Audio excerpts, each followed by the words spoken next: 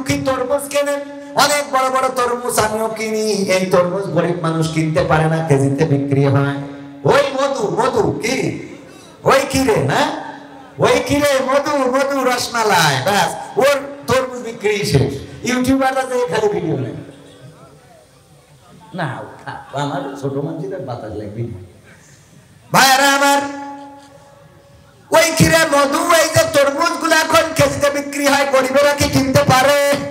যাদের টাকা আছে একটা তরমুজ কিনে যদি কোনো গরিবের দেন, একজন ভ্যান চালক, রিক্সা চালক সারাটা দিন ভ্যান চালায় 300 টাকা 400 টাকা ইনকাম করে।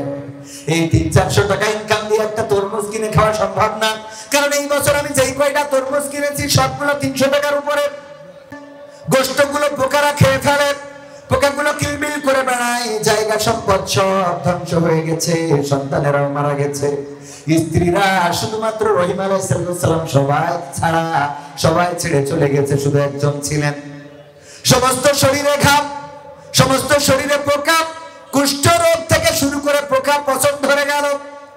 তারপরে আল্লাহর জিকির ছাড়লেন না। আল্লাহ রাব্বুল আলামিন যখন এভাবে দেখলেন যে তারপরে আমার জিকির ছাড়ে না, এবার জিহ্বার মধ্যে ঘা দিয়ে দিলেন, তারপরে জিহ্বার মধ্যে পোকা তৈরি করে দিলেন। তখন আইয়ুব আলাইহিস সালাম বললেন, ওগো আল্লাহ, এবার তো তোমার কাছে আমার অভিযোগ করা ছাড়া রাস্তা নাই। ওগো আল্লাহ, তুমি আমার সন্তানদেরকে কেড়ে নিয়েছো, আমি তোমার কাছে অভিযোগ করি নাই। তুমি আমার সম্পদ কেড়ে নিয়েছো, কোনো অভিযোগ করি নাই। তুমি আমার স্ত্রীদের কেড়ে নিয়েছো, অভিযোগ করি নাই। তুমি আমার সমস্ত গায়ে ঘা দিয়েছো, অভিযোগ করি নাই। পোকা দিয়েছো, অভিযোগ করি নাই। পোকাগুলো আমার গায়ের গোশতগুলো খেয়ে নেয়, তাও কোনো অভিযোগ করি নাই। ও আল্লাহ, তুমি যখন আমার জিহ্বায় পোকা দিলে, এখন তো অভিযোগ করা ছাড়া কোনো রাস্তা নাই। কারণ আল্লাহ, তোমার এই পোকা যদি আমার জিহ্বাটা খেয়ে নেয়, তাইলে কেমন করে আমি তোমার জিকির করব, তোমার কাছে একটু জানতে চাই। ও আল্লাহ, তোমার কাছে ফরিয়াদ, তুমি আমার সমস্ত সব কিছু কেড়ে নাও। আমার সমস্ত শরীরে পোকা দিয়েছো, আমার সমস্ত অঙ্গ প্রত্যঙ্গ ধ্বংস করে দিতে পারো, কিন্তু জিহ্বাটা আল্লাহ তুমি আমার একটু অক্ষত রেখে দাও, যেন আমি বিপদে মুসিবতে তোমার নামের জিকিরটা করা বন্ধ না করে ফেলি। এই বিপদের মধ্যে জিকির করেছেন কার? আল্লাহ রাব্বুল আলামিন বললেন, ও আইয়ুব, আমার পরীক্ষা করা শেষ, আর তোমার পরীক্ষা নিতে চাই না। তোমার হারানো সব কিছু আমি আবার তোমাকে ফিরিয়ে দিলাম। বলেন সুবহানাল্লাহ। বিপদে পড়বেন, ডাকবেন কাকে? আল্লাহকে ডাকলে আল্লাহকে পাওয়া যায়। ডাকার মতো যারা ডেকেছে তারা পেয়েছে, আল্লাহকে যারা ডেকেছে আল্লাহ তাদের ডাকে সাড়া দিয়েছে, আর আল্লাহকে যারা ডাকে নাই তারা আল্লাহকে পায় নাই। অভিযোগ করেন, কিন্তু আল্লাহকে ডাকার মতো ডেকে অভিযোগ করেন না। আর আল্লাহ রাব্বুল আলামিন যদি আপনার পরে কোনো বিপদ বালা মুসিবত দেন, সেটাও আল্লাহ কোনো না কোনো পরীক্ষা, কোনো না কোনো কল্যাণ চিন্তা করে দেন। বলেন সুবহানাল্লাহ। ওয়ালা নাবলুওয়ান্নাকুম বিশাইইন মিনাল খাউফি ওয়াল জুই ওয়া নাকসিম মিনাল আমওয়ালি ওয়াল আনফুসি ওয়াস সামারাত ওয়া বাশশিরিস সাবিরিন। আমার আল্লাহ বলছেন, আমি মানুষকে বিপদ দিই, বালা দিই, মুসিবত দিই। আমি তাদের আয় রোজগারে, আয় উৎপাদনে হ্রাস বৃদ্ধি সাধন করি। আমি তাদের ফল ফসলের ক্ষতি করি, আমি তাদের সন্তান সন্ততির ক্ষতি করি। এইগুলো করে আমি দেখতে চাই কারা ধৈর্য ধারণ করে। বিপদ আসলে যারা বলে, কি বলে? ইন্না লিল্লাহি ওয়া ইন্না ইলাইহি রাজিউন। আমরা আল্লাহর তরফ থেকে এসেছি এবং আবার আমাদেরকে কোথায় ফিরে যাওয়া লাগবে। এই কথা যারা বলে আল্লাহ তাদের উপরে সন্তুষ্ট হয়ে যান। আল্লাহ বলেন, উলাইকা আলা হুদাম মিন রাব্বিহিম ওয়া উলাইকা হুমুল মুহতাদুন। আল্লাহ রাব্বুল আলামিন তাদের উপরে রহম করেন। আল্লাহ রাব্বুল আলামিন তাদের ব্যাপারে সফল কামের ঘোষণা দিয়েছেন। আল্লাহ রাব্বুল আলামিন বলেছেন, তারাই হেদায়েতের পরে প্রতিষ্ঠিত রয়েছে, যারা বিপদে মুসিবতে পড়লেও আল্লাহকে ডাকা ছেড়ে দেয়। আল্লাহকে ডাকা কি ছাড়া যাবে? বিপদে আপদে মুসিবতে জুলুমে নির্যাতনে নিষ্পেষণে অ্যাক্সিডেন্টে দুর্ঘটনায় রক্ত ঝরুক না ঝরুক, সর্বাবস্থায় আমরা বলবো কি? আলহামদুলিল্লাহ। কি বলবো? আলহামদুলিল্লাহ। আল্লাহ খুশি। তুমি যদি আমাকে কষ্ট দিয়ে খুশি থাকতে চাও, আপত্তি নাই। ওই আব্দুল কাদের জিলানী রাহিমাহুল্লাহর মতো বলতে হবে, ওগো আল্লাহ, পরকালের ময়দানে তুমি যদি আমার জান্নাতে দাও, পরকালের ময়দানে তুমি যদি আমার জান্নাতে দাও। আব্দুল কাদের জিলানী রাহিমাহুল্লাহ বলতেন, আল্লাহ, তুমি যদি আমার পরকালে জান্নাতে দাও, আর সেই জান্নাতে দেওয়ার পরে যদি তুমি আমার কোনো খবর না নাও, তুমি যদি আমার সাথে কথা না বলো, তুমি যদি আমারে না ডাকো, তুমি আমারে না দেখা দাও, তাইলে ওই জান্নাত আমি চাইবো না। বরং তুমি যদি আমারে জাহান্নামে দাও, দেওয়ার পরে যদি জিজ্ঞাসা করো আব্দুল কাদের জিলানী এখন তুমি কেমন আছো, জাহান্নামে তোমার কেমন লাগে, যদি তুমি জান্নাতে রেখে আমার সাথে কথা বলো, আল্লাহ আমি ওই জান্নাতের থেকে জাহান্নামটাই বেছে নেব। আমি জান্নাতের থেকে জাহান্নামটা বেছে নেব, কারণ তুমি আমার সাথে কথা বলবা, তুমি আমার খোঁজ দিবা, তুমি আমারে দেখা দিবা। ও আল্লাহ, তোমার জন্য নিবেদিত প্রাণ হতে চাই। আমার ইব্রাহিম আলাইহিস সালাম বলেছিলেন, ইন্নী ওয়াজ্জাহতু ওয়াজহিয়া লিল্লাযী ফাতারাস সামাওয়াতি ওয়াল আরদ হানিফান ওয়া মা আনা মিনাল মুশরিকিন। ইব্রাহিম আলাইহিস সালাম বললেন, আল্লাহ আমি আমার মুখটা ঘুরিয়ে দিলাম সেই দিকে, এই আসমান জমিন যিনি সৃষ্টি করেছেন, এর মধ্যে যা কিছু আছে সব কিছুর মালিক যিনি, স্রষ্টা যিনি, আমি তার দিকে মুখ ঘুরিয়ে দিয়ে ঘোষণা করে দিলাম আমি কোন মুশরিকদের অন্তর্ভুক্ত নই। আমি আওয়ামী লীগের না, বিএনপির না, জামাতের না, জাসদের না, বাসদের না, হেফাজতের না, আমি এক আল্লাহর জন্য নিজেকে সমর্পণ করে দিলাম। এই কথা বলার পরে আল্লাহ রাব্বুল আলামিন ইব্রাহিম আলাইহিস সালামের রক্ষা করেছেন না করে নাই? করেছে কিনা? এই জন্য আল্লাহ শিখিয়েছে আমাদের বিশ্ব নবীর মাধ্যমে, বলেছে ওগো বিশ্ব নবী, তুমি তোমার উম্মতদের জানিয়ে দাও, কুল ইন্না সালাতি ওয়া নুসুকি ওয়া মাহইয়ায়া ওয়া মামাতি লিল্লাহি রাব্বিল আলামিন।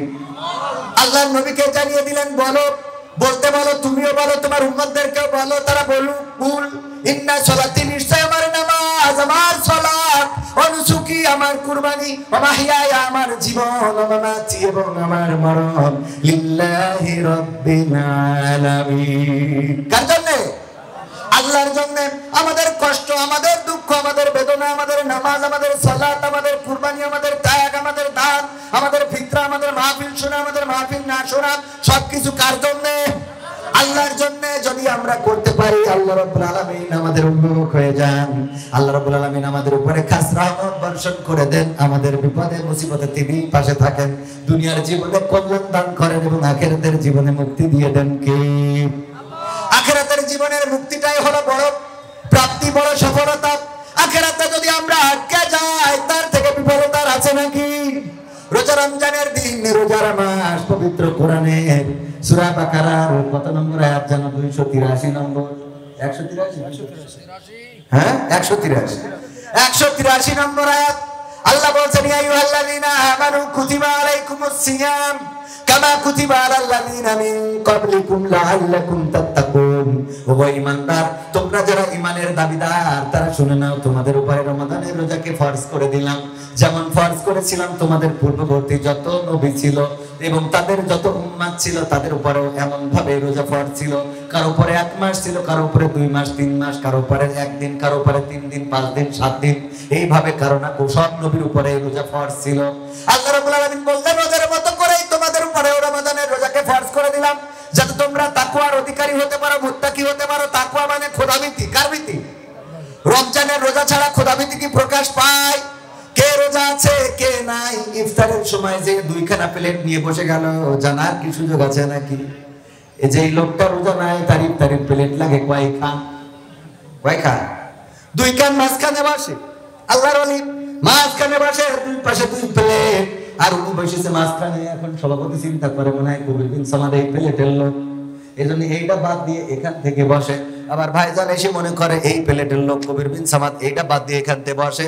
এবার যেই মুয়াজ্জিন আযান দেয়, আল্লাহু আকবার, আল্লাহু আকবার, দেখো খাওয়ার লোক নেই, একটাই ঢেলে নিয়ে কুপান আছে না নাই? এইগুলো রোজাদারদের কাজ। রোজাদাররা এটা করে, কারণ রোজাদাররা ভয় পায় কার? রোজাদার যারা, তারা যদি দেখে কোন মানুষ ইফতারি পায় নাই, নিজের ইফতারিটা তারা দিয়ে দেয়।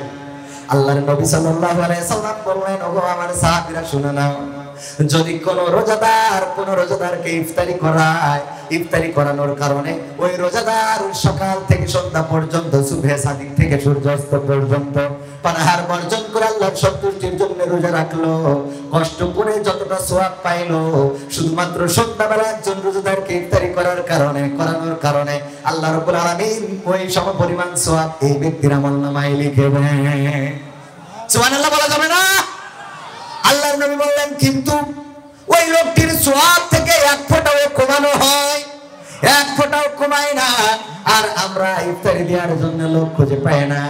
আমরা আরব দেশে গেলে, মালয়েশিয়ায় গেলে, অন্যান্য দেশে মুসলিম রাষ্ট্রে গেলে দেখতে পাই যে ওই ইফতার নিয়ে দাঁড়িয়ে গিয়েছে রাস্তায়। মানুষ যখন যায় সাইকেলে যায়, মোটর সাইকেলে যায়, তাদের গাড়িতে, তাদের মোটর সাইকেলে, বাইসাইকেলে যেভাবেই যায় না কেন তাদেরকে দাঁড় করিয়ে ইফতার দিয়ে দেয়, নাও ইফতারি করবা, বাড়িতে যাও। আর আমাদের দেশে খালি ধান্দা হলো কত খাওয়া যায়। আবার যদি ইফতারি একটু কুমা হয় তাইলে ওইটা মুখী রসে না, এখন খিচুড়ি ছাড়া কথা নেই। আমাদের এলাকায় আর যাই হোক খিচুড়ি লাগবে। কি লাগবে? আমাদের আলামিন ভাই আছে এখানে, ওদের আমাদের ইফতার মাহফিল, যুব জামাতের ইফতার মাহফিলে কিছু চুলা, কিছু বুট, কিছু ফল ফুললি দিয়ে ইফতারি দেওয়া হচ্ছে। সন্ধ্যাবেলা ইফতারের আগে বলছে ভাই চলে গেলাম। কেন? তো বলছে খিচুড়ি ছাড়া আসলে বুঝ করতে পারি না। আলামিন ভাই এখানে আছে, কোন মসজিদে গেছে বিরিয়ানি দিচ্ছে, এই কারণে সেই মসজিদ বাদ দিয়ে কোন মসজিদে খিচুড়ি দিচ্ছে শিখে গেছে। মানে বিরিয়ানি ওদের ভালো লাগে না, খিচুড়ি ভালো লাগে। আমাদের অঞ্চলে, আপনাদের অঞ্চলে এরকম খিচুড়ি দিয়ে ইফতার আছে না নাই? মসজিদে খিচুড়ি দিতে হবে এবং সেই ইফতারি গুলো আবার যদি একটু কম বেশ হয়ে যায়, আজকে মরিচ বেশি হয়েছে, আজকে লবণ কম হয়েছে, আজকে এটা হইলে আর একটু ভালো হতো, এটা একটু কম, গোশ পড়ে নাই, আমার যেটা খিচুড়ি পড়েছিল একটাও গোশ পড়ে নাই, 3টা হাড় পড়েছে। এইগুলো বক্তব্য আছে না নাই? রোজা যদি আল্লাহর জন্য হয়, আপনার নসিবে, আপনার রিজিকে যেটা ছিল সেটা আপনার সামনে চলে এসেছে, এটা খাওয়ার পরে বলবেন আলহামদুলিল্লাহ। মনে থাকবে? কি বলবেন? আলহামদুলিল্লাহ। ও আমার ভাইরা, এই রমাদানের রোজার মাসে ইফতারি করাবেন। ইফতারি যদি কাউকে করাতে পারেন, কোন গরিব দুঃখী তরমুজ কেনেন, অনেক বড় বড় তরমুজ আমিও কিনি। এই তরমুজ গরিব মানুষ কিনতে পারে না, কেজিতে বিক্রি হয়। ওই মধু কি, ওই কিরে না, ওই কিরে মধু রসমালাই, ব্যাস ওর তরমুজ বিক্রি শেষ। ইউটিউবাররা যে খালি ভিডিও নেই না, আমার ছোট মানুষদের বাতাস লাগবে। ভাইরা আমার, ওই কিরে মধু, এই যে তরমুজ গুলো এখন কেজিতে বিক্রি হয়, গরিবেরা কি কিনতে পারে? যাদের টাকা আছে একটা তরমুজ কিনে যদি কোনো গরিবের দেন, একজন ভ্যান চালক, রিক্সা চালক সারাটা দিন ভ্যান চালায় 300 টাকা 400 টাকা ইনকাম করে। এই 300-400 টাকা ইনকাম দিয়ে একটা তরমুজ কিনে খাওয়া সম্ভব না। কারণ এই বছর আমি যেই কয়টা তরমুজ কিনেছি সবগুলো 300 টাকার উপরে। মোটামুটি যেগুলো ভালো সেগুলো 300 টাকার উপরে। এই 300 টাকা দিয়ে তরমুজ কেনার মতো গরিব মানুষ যারা ভ্যান চালায়, রিক্সা চালায়, তাদের অ্যাবিলিটি আছে নাকি? আপনার অ্যাবিলিটি আছে, টাকা আছে, যদি একটা তরমুজ কিনে দেন, এই তরমুজটা সন্ধ্যাবেলা যদি বাড়িতে নিয়ে যায়, ছোট ছোট বাচ্চা শিশুগুলো খুশি হয়ে যায়, অনেকদিন পরে বাড়িতে তরমুজ আসলো। ভাইরা আমার, একটা তরমুজ কিনে দিলেন, ওটা আপনার নাজাতের ওসিলা হয়ে যেতে পারে। পরকালের ময়দান, মুসিবতের দিন, যেদিন কেউ আপনার জন্য ছুটে আসবে না, মা আপনাকে দেখে পালাবে, সন্তান আপনাকে দেখে পালাবে, স্ত্রী আপনার পরিচয় দিবে না, ভাই বোন কেউ কাউকে পরিচয় দিবে না। ওই দিন, মুসিবতের দিন, এই ইফতারিটা আপনার নাজাতের ওসিলা হয়ে যেতে পারে। বলেন সুবহানাল্লাহ। কারণ আমার আল্লাহ বলেছেন, ফামাইয়ামাল মিসকালা যাররাতিন খায়রান ইয়ারা ওয়া মাইয়ামাল মিসকালা যাররাতিন শাররান ইয়ারা। আল্লাহ বলেন, যারা পরিমাণ ভালো কাজ সেটাও তোমাকে দেখিয়ে দেব, আর যারা পরিমাণ খারাপ কাজ সেটাও তোমাকে দেখিয়ে দেব। একটা তরমুজ দিলেন, কোন দিন কোন পরিবারের, তারা ওই সন্ধ্যাবেলা তরমুজটা খেয়ে আপনার জন্য দোয়া করেছে, আল্লাহ আজকে আমার মতো গরিব পরিবারের যে তরমুজ খাওয়াইলো, এত দামের তরমুজ, তুমি বিয়ের পরকালে বিচারের দিনে, হাসরের দিনে তুমি তারে জাহান্নামী কইরো না, জান্নাতে দিয়ে দিও।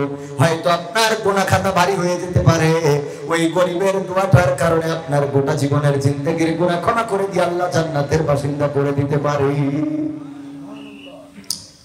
রোজার মাস, সাহরি নাই এমন অনেক পরিবার আছে, সাহরিতে খাওয়ার মতো কিছু নাই, তরকারি নাই, কতদিন চলে যায়, একটু গরুর গোশত খাওয়া হয় না, পোল্ট্রির গোশতেরও দাম বেশি। এবার তো অন্যবারের তুলনায় সবকিছুর দাম কম আছে, সহনীয় আছে। আকিস পরিবারের সন্তান শেখ বশির উদ্দিন সাহেব বাণিজ্য উপদেষ্টা হওয়ার কারণে এই জায়গাটাই অনেকটাই কন্ট্রোল করতে পেরেছেন। পেঁয়াজ, আলু, পটল, ঝাল, চিনি, ডাল যা কিছু আছে, শুধুমাত্র সয়াবিন তেলটার দামটা একটু বেশি, বাকিগুলো আলহামদুলিল্লাহ কন্ট্রোলে আছে। ওগো আমার ভাইরা, তারপরে অনেক গরিব আছে, গরুর গোশত 750 টাকা কেজি দরে কিনা সম্ভব।